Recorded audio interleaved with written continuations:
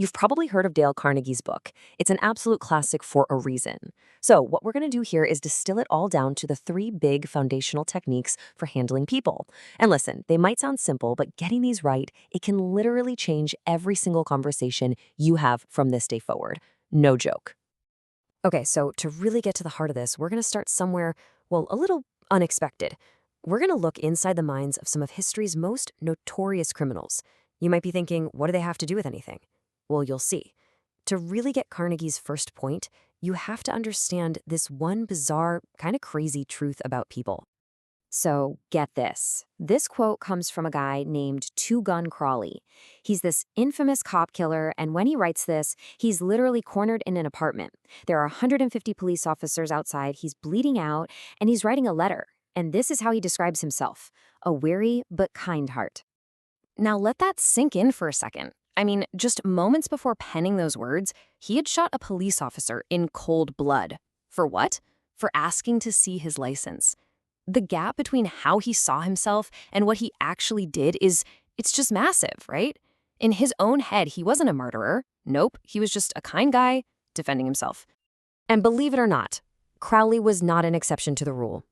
Carnegie points out that even Al Capone, Al Capone, he saw himself as a public benefactor who just wasn't appreciated. It's a pattern. They all rationalize, they all justify their actions. They never, ever, ever blame themselves for anything. And this is where it all clicks into place for you and me. Think about it. If these guys, these hardened criminals, can't see what they've done wrong, what on earth makes you think criticizing your coworker or your cousin is going to work? You have almost zero chance. It's just a waste of breath. So that whole idea, the fact that even criminals don't blame themselves, that leads us perfectly into Carnegie's very first and maybe the most important principle for dealing with people. Okay, here it is. Principle number 1. It sounds so simple, right? But man, is it hard to actually do. Carnegie is absolutely insistent on this. This is rule number 1, the foundation for everything else. So why doesn't criticism work? Well, it's dangerous, really, because it's like a direct missile aimed at a person's ego. The second you start criticizing, what happens? Boom! Their walls go up, they get defensive, they start explaining away what they did, and you've just planted this little seed of resentment that, trust me, can stick around for a long, long time. Bottom line, it just doesn't create any real lasting change. You know, even one of the greatest leaders in history, Abraham Lincoln, had to learn this the hard way. As a young guy, he loved to just publicly tear down his opponents. But after a near-fatal duel, he realized maybe not the best strategy. And he never forgot that lesson, especially after the huge victory at the Battle of Gettysburg. So here's what happened. General Meade, his general, had a golden opportunity to end the war, but he let Lee's army slip away. Lincoln was livid, absolutely furious. So he sits down and he writes this brutal, scathing letter, just pouring all of his anger and disappointment onto the page. But he never sent it. So why not? Why didn't he send it? Well, Lincoln actually stopped. He took a breath, and he tried to put himself in General Meade's shoes. He thought about the bloody battle, the sheer exhaustion, the stress, and he realized, you know what? Sending this letter isn't going to help. It's just going to crush the man's spirit and make him defensive. And that's the big lesson here, right? As Lincoln figured out, any fool can criticize, but it takes real character to understand and forgive. Okay, so if criticizing people is off the table, what are you supposed to do instead? Well, that brings us to Carnegie's second principle. And this one is incredibly powerful. It taps into something the famous psychologist William James called the deepest principle in human nature. And here it is, principle number 2. Now pay close attention to those two words, honest and sincere. This is not about laying on some cheap, empty flattery. No, this is about genuinely recognizing someone's worth, their effort. People are absolutely starving for this. They crave it. And this table just lays it out perfectly. The difference between genuine appreciation and empty flattery is night and day. Look, appreciation is sincere, it's from the heart, it's unselfish. Flattery? That's insincere. It's selfish. It's, as Carnegie says, from the teeth out. It's just cheap praise you're using to get something. One is real gold, the other is a total fake. And people can always spot the fake. Okay, look at this number. $1 million. That's what Andrew Carnegie paid a man named Charles Schwab per year. And this is back in the early 1900s, so that's an insane amount of money. So why? Why so much? Was Schwab some kind of steel-making genius? Nope. In fact, plenty of guys working under him knew more about making steel than he did.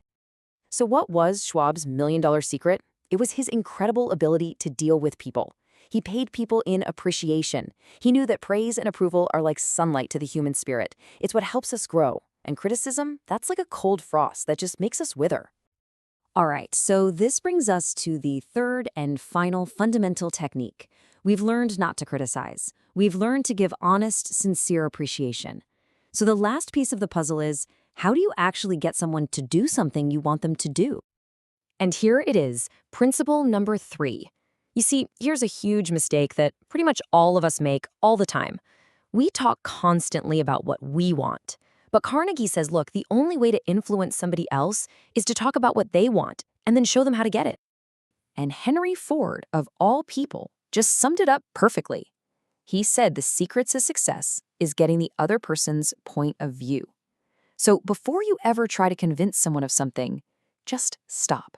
Stop for a second and ask yourself, how can I make this person want to do this? Get out of your own head and genuinely try to see the world from where they're standing. You know, Carnegie himself was a master of this. There's a great story where a hotel he was using for his lectures tried to triple his rent for the ballroom. Now, what did he do? Did he argue? Did he complain? Nope. He sat down and he made a simple pro-con list, but not for him. He made it for the hotel. He walked into the manager's office and basically showed them their own list. He said, look, on one hand, you could run the room out for dances and make a bit more money. Sure. But on the other hand, you'd be losing my guaranteed business and all the amazing free advertising my very popular lectures bring to your hotel. And the result? The manager didn't just back down. He tore up the contract and offered Carnegie a 50% reduction instead of that 300% increase. A total win, achieved by focusing entirely on what the other person wanted.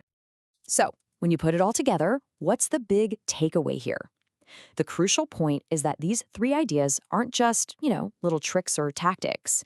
They're really the foundation for a whole new way of looking at how we deal with people. So let's just recap the whole thing. Number 1, stop criticizing, condemning, or complaining. It's just pointless. Number 2, give honest and sincere appreciation. It's like fuel for the human soul. And number 3, always, try to see things from the other person's perspective, to arouse in them an eager want.